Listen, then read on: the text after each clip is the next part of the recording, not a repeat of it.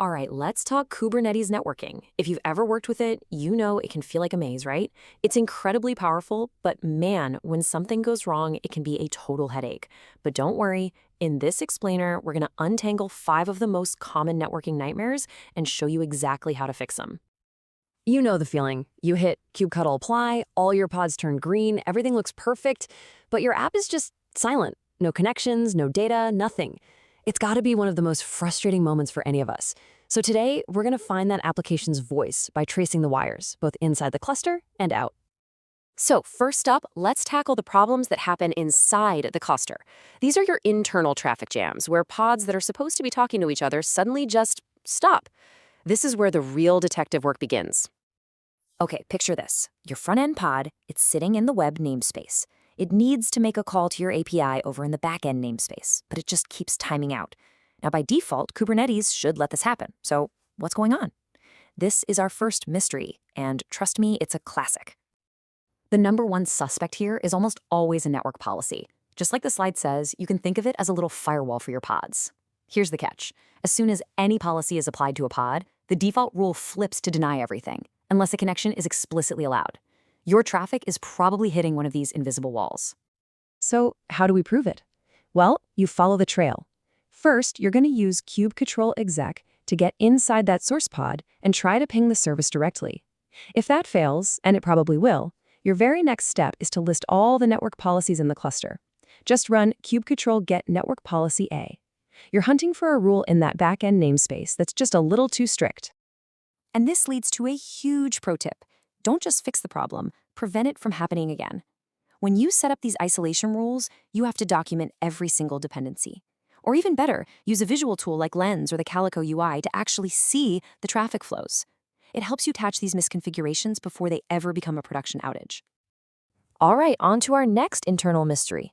Your pods can reach each other using IP addresses, but they can't resolve the actual service names, like backend.default.svc.cluster.local. This is a classic DNS problem, and it's another reason for that application silence we were talking about. The investigation here starts with Kubernetes' own DNS service, which is core DNS. So first thing, check if the core DNS pods are even running over in the kube system namespace. If they look healthy, jump into a test pod and run an NS lookup against the service name. That's going to tell you right away if the cluster's resolver is doing its job. And you know what? Sometimes it's as simple as checking the resolve.conf file inside the pod itself.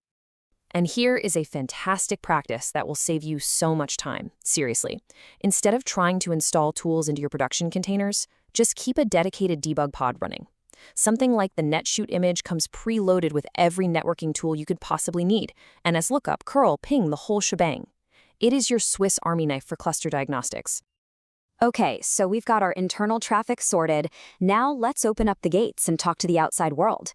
To get external traffic into our cluster, we have to get comfortable with ingress controllers and load balancers. And believe me, they bring their own set of fun challenges. So a super common goal is to have one single domain, let's say example.com, and then route traffic to different microservices based on the URL path. So /API goes to your backend service, while /auth goes to the authentication service. This is the bread and butter of what an ingress controller does. Now, don't let the YAMLs scare you. The most important part of any ingress resource is this paths section. It's really just a simple set of rules. This one here is just saying, hey, any traffic that comes in with the path /API, I want you to send it to the service named backend SVC. That's it. It's the traffic cop for your domain. But to do this right, you gotta follow a few best practices. For one, use ingress class to be really specific about which controller, like Nginx or traffic, is supposed to be handling this resource. And please, always secure your traffic with TLS. And for pro-level setup, use subdomains to keep your dev, staging, and production environments totally separate. This one, we've all been there. You create a service of type load balancer, you run kubectl get SVC, and you just see that dreaded pending status under the external IP column. And it just sits there, forever. Your service is ready to go, but the outside world has no address to call. So why does this happen? Okay, let me save you hours of pulling your hair out. 9 times out of 10, this is not a Kubernetes problem. It's a cloud provider problem. What's happening is your Kubernetes cluster is trying to ask your cloud, AWS or Azure, to create a load balancer for it, but it just doesn't have the right permissions, or your cloud resources are missing the right tags. So your first step is to check that integration layer. First, double check that the service type is right. But then you need to dive into the logs for the Cloud Controller Manager. It'll often tell you exactly which permission is missing, and if you're on an AWS EKS, a classic gotcha is forgetting to tag your subnets correctly. If you don't, the load balancer has no idea where it's allowed to live. Okay, now that we have traffic flowing the way we want, let's talk about building some walls. In a multi-tenant cluster, where you've got different teams or even different customers sharing the same resources, you need really strong network isolation. And that is a job for your CNI, the Container Network Interface plugin. Two of the most popular CNIs for this are Calico and Cilium, and they actually approach this in different ways. Calico is very policy-driven. It uses those network policies we talked about and can even assign entire IP blocks to different tenants.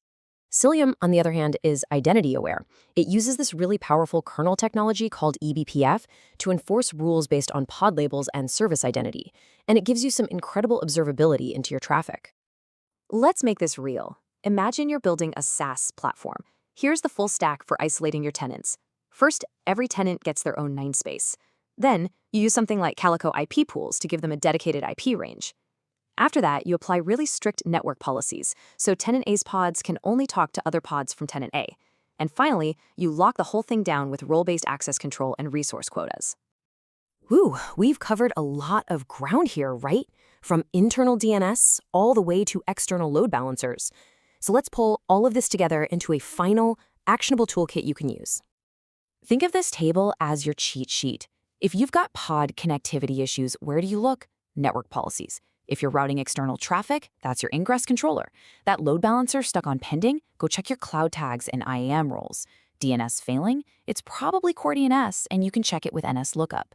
And for isolating those tenants, you're looking at your CNI, like Calico or Cilium. And this really brings us to the most important point of this whole thing. The goal isn't to just memorize a bunch of commands. It's about building a diagnostic mindset.